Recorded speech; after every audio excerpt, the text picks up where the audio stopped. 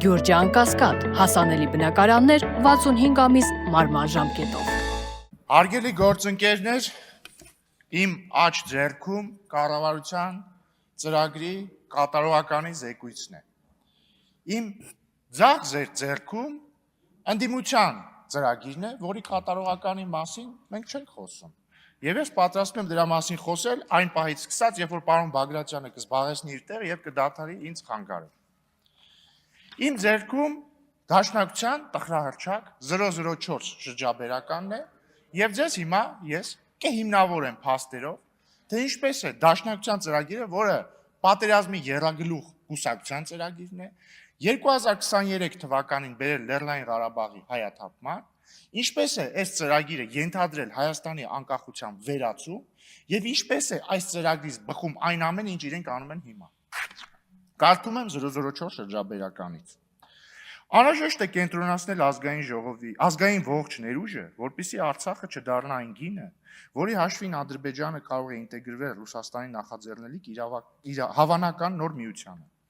Այդ նպատակով անհրաժեշտ է Արցախում, Հայաստանում եւ Սփյուռքում սկսել նոր պայքար։ Կհիշեք են հայրենիքի փրկության պայքար, չգիտեմ, սրբազան շարժում, ինչ ասես դες վեհ անուններով պայքարները, սրա մասն էր։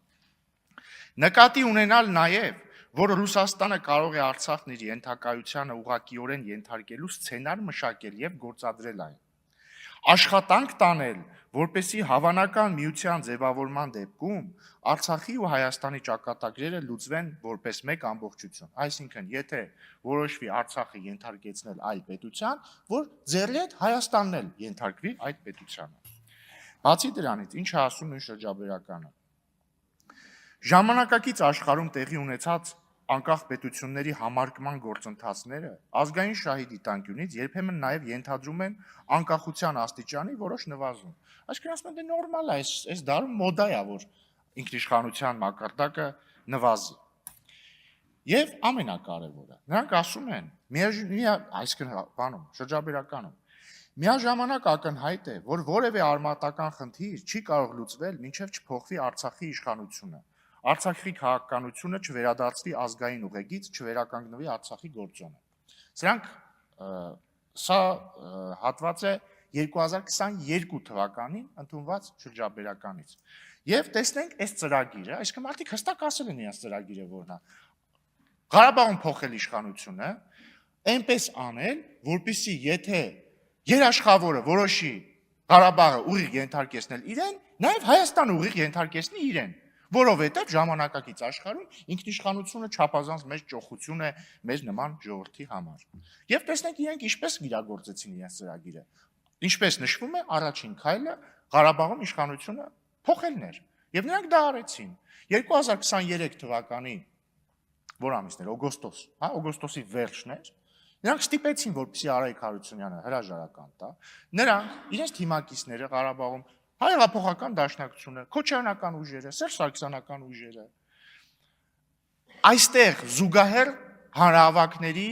քաջալերման ներքո, ես այսօրվա պես հիշում եմ, Սերժ Սարգսյանը, Ռոբերտ Քոչարյանը կանգնած էին մեզ համար Ազատության հրապարակում, իրենց համար Թատերական հրապարակում, ասում են շատ ուրախ ենք, որ Ղարաբաղում իշխանություն փոխվեց, հուսով ենք նույնը կլինի նաև Հայաստանում։ Եվ ինչ եղավ դրանից հետո, արդյոք Ղարաբաղը ենթարկեցվեց երաշխավորին եւ Հայաստանն էլ հետը, ոչ։ Դրանից 10 օր հետո իրենց դրածոն այնտեղ ստորագրեց Լեռնային Ղարաբաղի լուծարման փաստաթուղթը։ Սա է տեղի ունեցել, սա է բխել ընդդիմության ծրագրից։ Ընդդիմությունը ծրագրում էր մի բան, ստացել ենք Ղարաբաղի հայաթափում, լիակատար։ Բայց նրանք այնքան զուրկ են ինքնարեֆլեքսիայի հնարավորությունից, որ իրանք չեն փոխել իրենց ծրագրերը։ Հիմա իրանք ուզում են նույնը անել Հայաստանում։ Նրանք ուզում են Հայաստանում փոխել իշխանությունը եւ Հայաստանը լուծարել, որովհետեւ ինչպես կրկին ես պետքա ցիտեմ, ասում է 004 շրջաբերականում ժամանակակից աշխարհում տեղի ունեցած անկախ պետությունների համարկման գործընթացները ազգային շահի դիտանկյունից երբեմն նաև ենթադրում են անկախության աստիճանի որոշ նվազում։ Ես չգիտեմ ով ասա գրել, բայց մենք քաղաքականապես կտրելու ենք այս գրողի ձեռքը, որ ինքը sense հիմար մտքեր էլ չկարողանա գրել։ Իսկ ո՞նց ենք կտրելու։ Մենք պիտի թույլ չտանք, որպեսզի պատերազմի եռագլուխ կուսակցությունը, եւ պարոն Մինասյանին շնորհակալ եմ, այստեղ մարդը անկեղծ, իրական ես պետքա խոստովանեմ եւ ես ընդհանրապես չեմ երեսպաշտություն չեմ անում, անկեղծ եմ ասում։ Արծվիկ Մինասյանը իմ սիրած դաշնակցականն է բոլոր ժամանակների։ Որովհետեւ այդ մարդը ազնիվ է, մարդը ստեղից եկավ, ասեց Ժորժ ջան, մենք բոլորս իրար հետ ենք։ Սամվել Կարապետյանն էլ, Քոչարյանն էլ, Սերժ Սարգսյանն էլ։ Մարդը ազնիվ է, որովհետեւ ինքը ուրիշ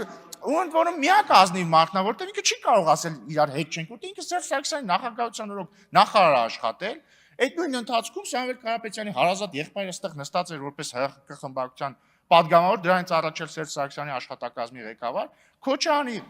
խմբակցության անդամ է, էլ ինչ խնդիր կա ասեմ։ Հիմա ես ուզում եմ անդրադառնալ նրան, թե ինչ են ուզում անեն հիմա մեր ընդդիմադիր գործընկերները։ Տեսեք, պարոն Խաչատրյանը, Արթուր Խաչատրյանը ինչ հետաքրքիր ելույթ ունեցավ։ Եկավ սկզբից պնդեց, որ իրենց ընտրվելու դեպքում պատերազմ չի լինելու։ Հետո դրանից մեկ բառ հետո հիմնավորեց, թե ինչու է իրենց ընտրվելուց հետո պատերազմ լինելու։ Որտեղ պարոն Խաչատրյանը, անդրադառնալով նախած ստորագրված խաղաղության պայմանագրին, ասաց դե հաստատված ոչ մի թուղթ չկա։ Ինչով ապացուցեց։ Դուք ասացիք դե հաստատված վերջնական ոչ մի թուղթ չկա։ Ինչով դուք ապացուցեցիք մեր պնդումն առայն, որ դուք, եթե գաք իշխանության, դուք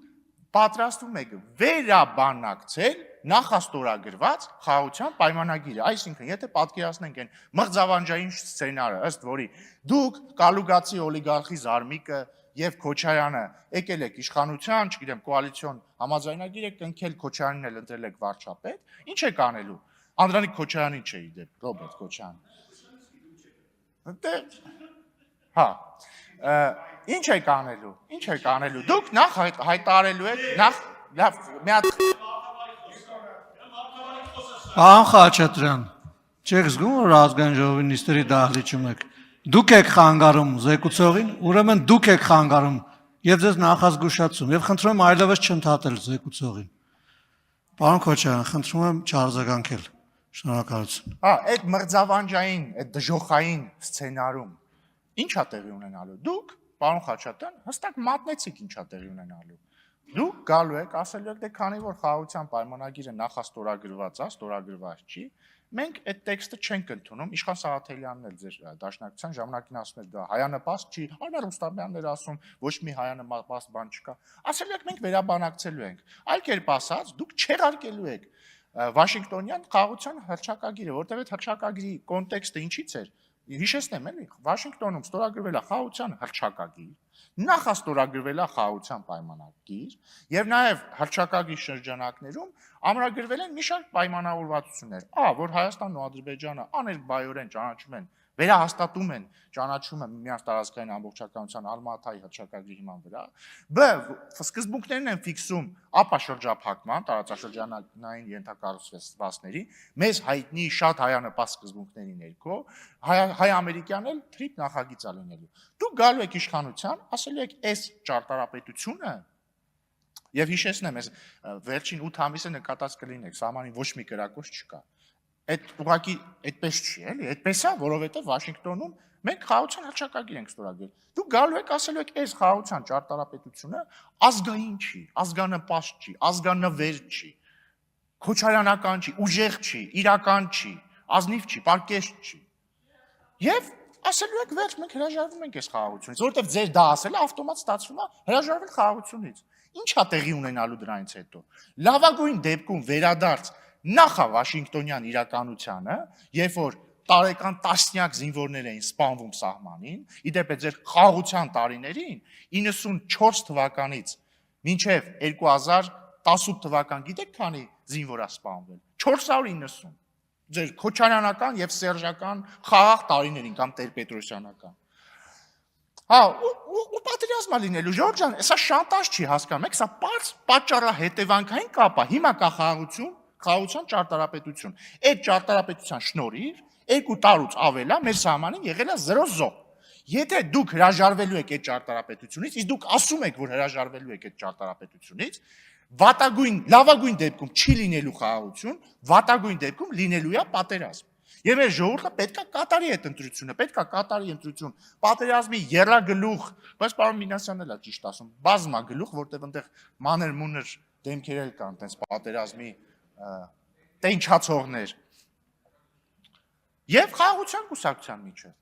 Եվ օգտվելով առիթից, որ դուք ինձ ընդհատեցիք եւ հետեւաբար ես մի քիչ ավել ժամանակ կունենամ, ուզում եմ երկու բառ խոսեմ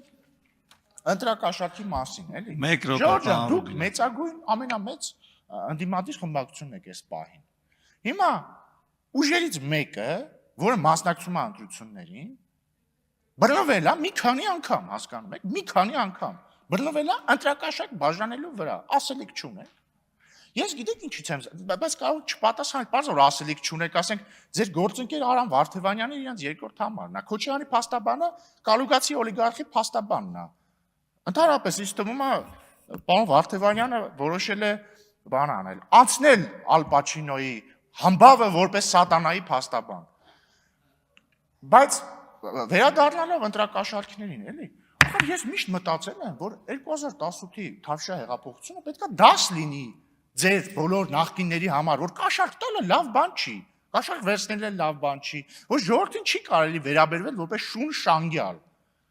Բայց լավ, ինչքան է ձեր մեջ նստած դա, դուք թմրամոլ եք, դուք ընտրակաշառամոլ եք։ Ձեզ պետք է բուժել քաղաքականապես եւ հունիսի 7-ին մենք ձեզ կբուժենք։